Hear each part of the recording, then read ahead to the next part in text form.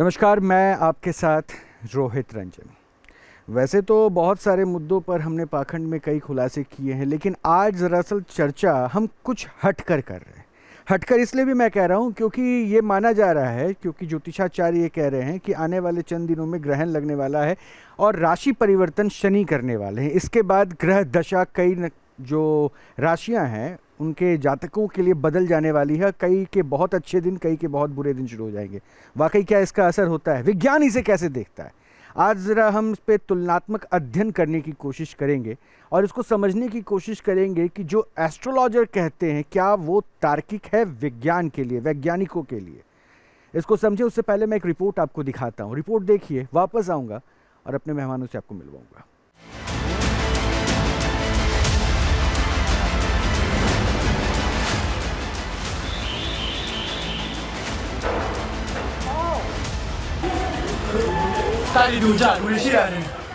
शुक्रवार का दिन और म्यांमार में आए दो शक्तिशाली भूकंप से म्यांमार, थाईलैंड और चीन तक की धरती हिल गई। बैंकॉक की ये इमारत इस शक्तिशाली भूकंप में देखते ही देखते जमींदोज हो गई।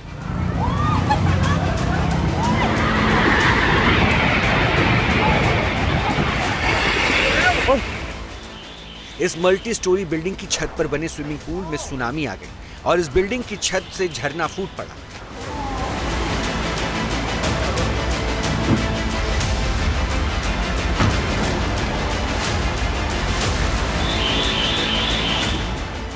इस भूकंप को म्यांमार में बना ये पुल भी नहीं टिक पाया और इसने पानी में ही समाधि ले ली।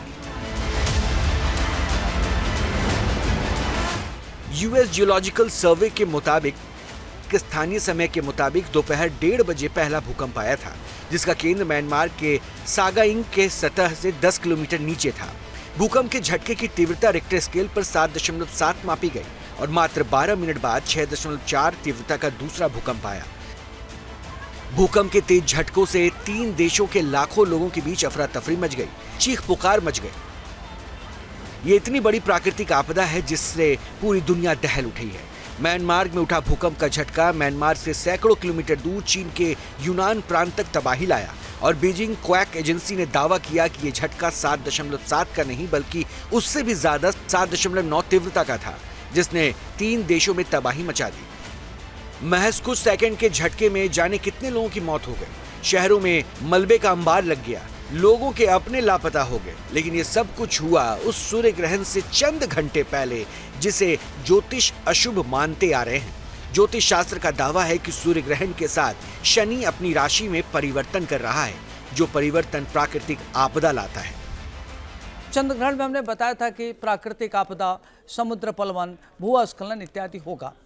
तो जब भी चंद्र ग्रहण होता है तो 15 दिन से लेकर 45 दिन के अंदर कोई प्राकृतिक आपदा घटती है। जिन जिन देशों में लगता है वहाँ के लिए ये प्राकृतिक आपदा, जैसे भूस्खलन हुआ, दुर्घटना हुआ, जल प्लवन हुआ, ये सब चीज़ें होती हैं। अभी पुनः आपके जो 29 मार्च को आपके सूर्य, चंद्रमा, बुध, शुक्र और राहु एक साथ 5 ग्रह बैठे हुए पंचग्रही योग बना रहा है। इस योग में क्या होता है कि जिन जिन देशों में अगर उसी पर सूर्य ग्रहण होता है तो ऐसे परिस्थिति में प्राकृतिक आपदाएं बढ़ती हैं, दुर्घटनाएं बढ़ती हैं। ज्योतिषियों का दावा है कि ये सिर्फ एक ट्रेलर है। अगले 45 दिन तक ऐसी तबाही लगातार आने की आशंका है। अब प्रश्न उठता है कि क्या वाकई भूकंप से सूर्य ग्रहण का कोई कनेक्शन है? भूकंप से ग्रह परिवर्तन का कोई रिश्ता है? क्या 6 ग्रहों से स्थिति विनाशकारी हो गई? और क्या शनि के राशि बदलने से तबाही आ रही है? आखिर आस्था क्या कहती है और विज्ञान क्या कहता है? इन्हीं सवालों को समझने के लिए न्यूज नेशन के मंच पर पहुंचा है ज्योतिषियों और वैज्ञानिकों का एक बड़ा पैनल। ये पैनल 3 देशों में आई आपदा की गुत्थी को सुलझाएगा। भूकंप से आई तबाही को लेकर आज आस्था से विज्ञान टकराएगा। रिपोर्ट आपने देख लिया, अब मेहमानों से मिलते हैं और उनसे ज़रा समझने की कोशिश करते हैं कि ये ग्रहण क्या वाकई इंसानों पर, प्रकृति पर, लोगों के विचारों पर असर डालेगा, ये या फिर ये ग्रहण एक साइंटिफिक घटना है, एक सामान्य सी घटना, खगोलीय घटना जो होती रहती है। मेहमानों से मिलिए। हमारे साथ जो मेहमान जुड़ रहे हैं, डॉक्टर एच एस रावत हैं, ये एस्ट्रोलॉजर हैं। डॉक्टर अरविंद त्रिपाठी हैं, ये भी एस्ट्रोलॉजर हैं। अलंकृता मानवी हैं, ये भी एस्ट्रोलॉजर हैं। ये तो हमारे साथ ज्योतिषाचार्यों के अपने चेहरे देख लिए। अब मिलिए विज्ञान को जानने वाले लोगों को। ऋषिता शर्मा स्पेस साइंटिस्ट हैं, प्रोफेसर एम एस प्रसाद एक्स DRDO साइंटिस्ट हैं, शगुन दुबे एस्ट्रोनॉमर हैं। तो आप सभी का पहले तो बहुत बहुत स्वागत है। अब क्या होने वाला है, नहीं होने वाला है, इसको मैं आगे समझूंगा, लेकिन एम एस प्रसाद साहब, एक शुरुआत में सवाल मैं आपसे पूछना चाहूँगा। ये ग्रहण है क्या? ये जो ग्रहण लगता है वो उसको खगोलीय घटना आप मानते हैं, और एस्ट्रोलॉजर्स के लिए अलग तरह की विशेष घटना हो जाती है। आपके नज़र में वो ग्रहण है क्या? ग्रहण एक वैज्ञानिक विशेष है।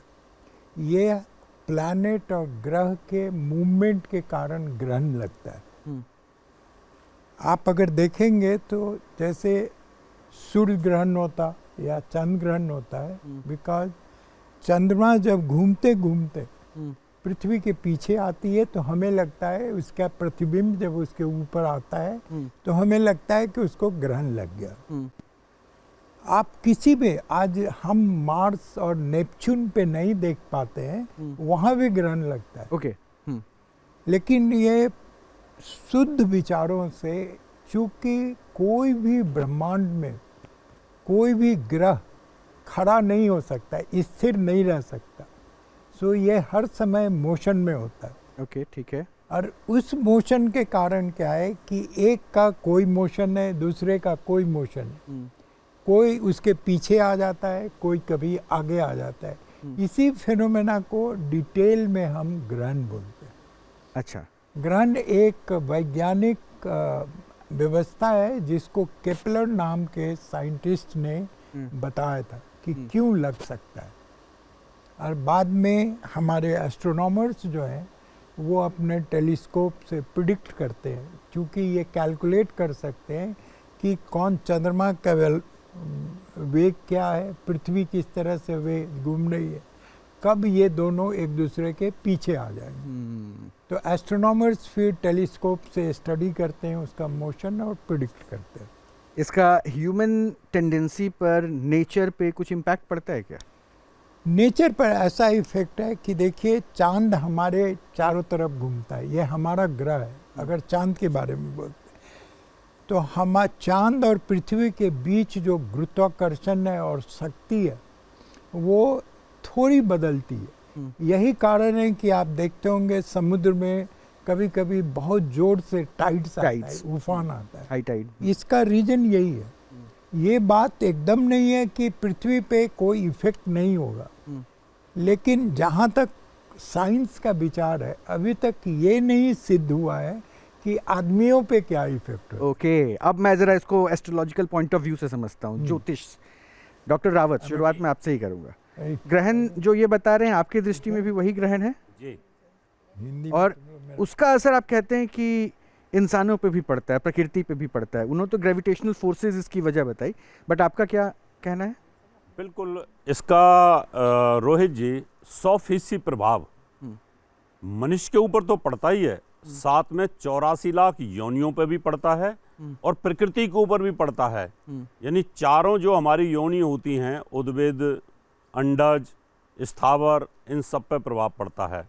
आपने देखा होगा जब ग्रहण पड़ता है ना, तो उस समय पर पक्षी आसमान में नहीं उड़ते।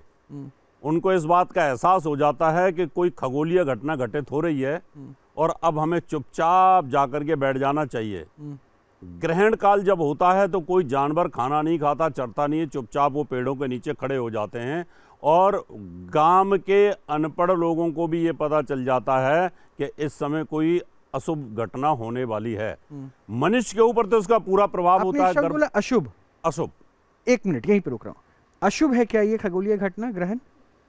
अशुभ, देखिए साहब, एक तरह से देखिए, मैं एक अलग विचार बता रहा हूँ। हाँ। देखिए, पूरा संसार और मनुष्य जो है आस्था के ऊपर डिपेंडेंट। हाँ। साहब सही बता रहे हैं कि जानवर हिलता नहीं है, ठीक है, जानवर खाता नहीं है, कुछ इफेक्ट होता होगा योनि के ऊपर, लेकिन अगर विज्ञान के इससे देखेंगे कोई अशुभ नहीं है, तो अशुभ नहीं है। ये तो फिनोमेना है, बस यही जो रोक होगा रहा ही होगा। हूँ, यही रोक रहा हूँ। आपके नज़र में अशुभ है, विज्ञान कह रहा है ये अशुभ नहीं है, ये अशुभ में प्रेडिक्ट कर रहा हूँ अशुभ क्यों है, हाँ। और मैं बताऊंगा, और आप इनको तीनों को जवाब देना पड़ेगा। हाँ देंगे, जवाब हाँ, देंगे, मैं बोलिए। जवाब दे रहा हूँ। बोलिए ना। अभी जैसे कि अल्ट्रासाउंड किरणें होती हैं, MRI की किरणें होती हैं, तस्वीर लेके आती हैं। अल्ट्रासाउंड की किरणें गर्भवती महिला की तस्वीर लेके आती है, उसके साइड इफेक्ट होते हैं। ऐसे ही जब सूर्य की किरण कुछ समय के लिए अगर गर्भवती महिला हो या जानवर हो या कोई व्यक्ति हो या बच्चा हो या बुजुर्ग हो, उस पर घंटे, 2 घंटे, 3 घंटे के लिए वो किरण अगर नहीं आएगी, बीच में पृथ्वी अगर उस चीज़ को रोक देती है या चंद्रमा उस चीज़ को रोक देता है, सूर्य की किरण आ रही है, सूर्य की किरण से पृथ्वी का जगत चलता है, और जब सूर्य की किरण कुछ घंटे के लिए, घंटे, 2 घंटे, 3 घंटे के लिए ग्रहण काल में नहीं आएगी, तो रिलेटेड पोर्शन जितनी जगह छाया आती है वो पूरा की पूरा बैक्टीरियल प्रभाव से प्रभावित होता है, और उसमें जितने भी पेड़ पौधे, जानवर होते हैं, गर्भवती महिलाएं होते हैं, उनके ऊपर जब वो किरण नहीं आएगी तो उनका जो डेवलपमेंट है कुछ समय के लिए रुक जाता है। इसलिए हमारे ऋषियों ने कहा है कि ग्रहण जब पड़ता है तो उस समय गर्भवती महिलाओं को बाहर नहीं निकलना चाहिए, और जानवर के ऊपर गेरुआ लगा देना चाहिए, और उनको भी बाहर नहीं निकलने देना चाहिए। इसके मतलब इफेक्ट हैं, और इसके साइंटिफिक है। मतलब इसमें भी तो आप विज्ञान देख रहे हैं। धर्म तो विज्ञान है। अच्छा, यही तो मैं कहता हूं कि जो हमारा आध्यात्मिक, लेकिन विज्ञान वाले उस धर्म को वो नहीं मान धर्म है। हमारे यहाँ 2 प्रकार के विज्ञान है, एक परा विज्ञान है और एक अपरा विज्ञान है। परा विज्ञान जो दिखाई नहीं देता, यानी ग्रहण की किरणें दिखाई तो दे ही नहीं रही हैं, उसके इफेक्ट हैं। ये मोबाइल सेट है, ये इसकी किरणें कहीं दिखाई नहीं दे रही हैं, लेकिन इसमें पूरा इफेक्ट है, चलेगा, घंटी बजेगी इसके अंदर, ऊपर से नेटवर्क फेल हो जाए, ये बंद हो जाएगा, डेड हो जाएगा बेचारा, ये डिप्रेशन में आ जाएगा। ऐसे ही जब ग्रहण काल होता है तो बहुत सारे लोगों को मेंटल डिप्रेशन आता है, उनको टेंशन आती है, क्योंकि उनको चंद्रमा की या सूर्य की पूरी किरण शरीर को नहीं मिलेगी, तो वो हाइपरटेंशन में चला ये विचार एक एस्ट्रोलॉजिकल पॉइंट ऑफ व्यू हो गया, साइंस को हमने समझ लिया। लेकिन थोड़ा सा आगे बढ़ते, थोड़ा सा और आगे बढ़ते मूवमेंट। अब आप लोगों को जरा मैं एस्ट्रोनॉट्स को और इन्वॉल्व करूंगा, लेकिन त्रिपाठी जी से एक पहले, ये शनि परिवर्तन हो रहा है ना, कुछ ऐसा ही हो रहा है? जी, शनि परिवर्तन हो क्या रहा है। हो रहा है शनि परिवर्तन? शनि जा रहा है कि कुंभ राशि से मीन राशि में जा रहा है। अच्छा, कुंभ उसका राशि से परिवर्तन मीन हो रहा है। राशि में जी, जाएगा, जी, जिसको आप लोग दूसरे काल में कहते हैं कि कई राशियों के लिए अच्छे समय आएंगे। बिल्कुल। आपके लिए शनि क्या है, देखिए एस्ट्रोलॉजर्स के लिए? देखिए, शनि में हम ये कहते हैं कि जो 9 ग्रह होते हैं उसमें एक ग्रह शनि भी है, तो सबकी अपनी एक टाइम है। जैसे सूर्य एक राशि पर 1 महीना रहता है, चंद्रमा है एक राशि पर 2.5 दिन रहता है, इसी तरीके से बृहस्पति एक राशि पर 13 महीने रहता है, 18 महीने राहु केतु रहता है, और शनि करीब करीब 30 महीने रहता है। तो जब वो 30 वर्ष बाद अपने एक राशि से दूसरे राशि में जाते हैं तो उसको कहते हैं कि कुंभ, उसकी जो मूल त्रिकोण राशि है उसे मीन राशि में आ रहा है। तो मीन राशि में जब आएगा तो उसमें पूरे यूनिवर्स में, राष्ट्रीय अंतर्राष्ट्रीय परिदृश्य में व्यापक परिवर्तन होगा, और उस परिवर्तन का असर ये होगा कि पूरे प्रकृति में काफी घटनाएं घटेंगी। मतलब ये सारे इस ग्रहण के बाद होने वाले? हाँ जी, उसमें अच्छी घटनाएं भी घटेंगी, बुरी घटनाएं भी घटेगी। यानी शनि का आप कह रहे हैं कि इम्पैक्ट इतना ज्यादा होता है? जी नहीं, हम ग्रहण के उस दिन ग्रहण भी पड़ रहा है। अच्छा, तो ग्रहण का उसका मैं प्रभाव बता रहा हूँ। और शनि का असर फिर क्या हो जाता है? शनि का असर 12 राशियों पर पड़ेगा। जिस राशि में जाएगा वहाँ पहले से 5 ग्रह बैठे हुए हैं, सूर्य है, चंद्रमा है, बुध है, शुक्र है, और साथ ही साथ आपका शनि भी आ रहा है। मुझे एक छोटा सा मैं पॉइंट ऑफ व्यू, क्योंकि मेरा डिस्कशन दरअसल विज्ञान के साथ है, और आप जिस एस्ट्रोलॉजी की बात कर रहे हैं वो भी विज्ञान पे बेस्ड है। बिल्कुल, मैथमेटिकल कैलकुलेशंस, गणना, यही तो है ना? बिल्कुल, बिल्कुल। तो मुझे ये बताइए ना, ये जो राशियों का घर आप बनाते हैं जी, वो क्या है? जरा एक बार शगुन बता, ये राशियों का घर समझती हैं आप? हम आपको मैं एक सेकंड, राशियों का घर समझती हैं आप? क्या होता है ये? ये मतलब मैं अगर अनपढ़ हूँ, मुझे अशिक्षित इंसान हूँ, मुझे कुछ नहीं पता, तो राशियों का घर तो घर ऐसा होगा जहाँ मैं रहता हूँ, तो ऐसा कुछ है क्या? शनि जी का अपना घर है? जी देखिए, राशियाँ अगर मैं एस्ट्रोनॉमिकल टर्म में बोलूँ तो कॉन्स्टलेशंस होती हैं, राइट? तो जो सितारे, मैं इससे पहले एक और चीज़ पे एक पर्सपेक्टिव दिखाना चाहूँगी कि आज से बहुत 1000 साल पहले ना फ़ोन्स थे, ना कुछ भी टेक्नोलॉजी नहीं थी, ना लोगों के पास टाइम पास करने को कुछ भी नहीं होता था। तो वो लेट जाते थे आसमान के नीचे और तारों को देखते थे, और उसी से अपनी सारी जिंदगी जोड़ते थे कि सूरज उदय होगा तो हम उठेंगे। जैसे सप्तऋषि तारे हो गए, उनसे सप्तऋषि, उससे देखकर उन्होंने पहचान बना ली कि हाँ ये हमारा नॉर्थ दिशा है। तो ये सारी चीज़ें उस वक्त से होते होते अब हमारी लाइफ में डेवलप होते होते आ गई हैं। तो उस वक्त अगर किसी को कोई टूटता तारा, कॉमेट दिख गया, तो कॉमेट बहुत समय तक स्काई में रहता है। तो कुछ अद्भुत या कुछ ऐसी घटना हो गई, दुर्घटना हो गई कि राजा के साथ कुछ गलत हो गया उस सिविलाइजेशन में, तो सबने जोड़ दिया कि भाई ये एक टूटता बता ओमन है। नहीं, मैं शगुन, मैं इसलिए इंटरप्ट कर रहा हूँ क्योंकि मैंने बीच में उनको रोका, उनकी बात पूरी मुझे सिर्फ ये राशियों का घर विज्ञान क्या किसे कहता है? विज्ञान ये कहता है कि जब भी सूर्य का आपको पता है कि पृथ्वी सूर्य के इर्द गिर्द घूमती है, वैसे ही सूर्य भी घूम रहा है यूनिवर्स में, जो शायद कई लोगों को ना पता हो, सूर्य भी अपने चक्कर ले रहा है। तो क्या होता है, हमें तो लगता है कि सूर्य ही मूवमेंट ले रहा है ईस्ट टू वेस्ट, तो जो भी राशि, जो कॉन्स्टिलेशन, जो ये सितारों की पैटर्न है सूर्य के पीछे आती है जिस महीने में, तो हम बोल देते हैं कि अब इस महीने में ये राशि है, ठीक है। और जो 12, जब सूर्य पूरे 12 महीने होते हैं, तो जिस जिस महीने में जो राशि पीछे होती है सूर्य के स्काई में, हम कह देते हैं वो जोडियाक साइन। ये ठीक कह रही हैं? मतलब राशि हम ये गलत कह रहे नहीं, एक सेकंड रावत सर, एक मिनट। देखिए, हम आपको थोड़ा सा बहुत बेसिक अंतर समझा दें एस्ट्रोनॉमी और एस्ट्रोलॉजी में। एस्ट्रोनॉमी क्या होता है कि ग्रहों की स्थिति के बारे में जाना जाता है, और एस्ट्रोलॉजी क्या होता है, ग्रहों की स्थिति को देखते हुए भूत भविष्य वर्तमान की परिकल्पना की जाती है। और ये जो पूरा चक्र देखते हैं वह 360 डिग्री पर होता है, और एक घर 0 से 30 डिग्री के बीच में होता है। तो उसमें जब ग्रह मोमेंट करते हैं तो उस पर मानव जीवन पर बहुत ही व्यापक असर पड़ता है। ज्योतिष एक ऐसा विषय है। कैसे पड़ता है, अगर मैं ये पूछूं? हाँ, बिल्कुल मैं बताऊंगा।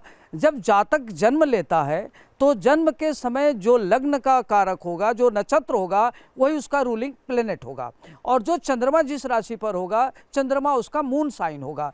तो उसके जीवन पर बहुत ज़्यादा असर पड़ेगा। उसी हिसाब से उसका व्यक्तित्व होगा, उसी हिसाब से धन अर्जित करेगा, उसी प्रकार से उसका कैरियर होगा, आध्यात्मिक विकास होगा, राजनीतिक विकास होगा, सामाजिक विकास होगा। जब वो पैदा होता है तभी डिसाइड हो जाता है कि व्यक्ति क्या करेगा, उसकी डेस्टिनी इसके तय हो पीछे जाती कोई है। साइंटिफिक तर्क है? अगर विज्ञान की दृष्टि आ रहा हूँ अलंकृता जी, साइंटिफिक दृष्टिकोण हो सकता है क्या इसका? देखिए, हम विज्ञान को नकार नहीं सकते। विज्ञान क्या कहता है कि विज्ञान कहता है कि क्रमबद्ध ज्ञान को विज्ञान कहते हैं। ज्योतिष क्या कहते हैं कि हम उसकी परिकल्पना करके प्रेडिक्ट करते हैं। दोनों में बेसिक बहुत अंतर है। जहां विज्ञान की सीमा समाप्त होती है, वहां से ज्योतिष की सीमा की शुरुआत होती है। ये डिफरेंट पॉइंट आ गया आपका।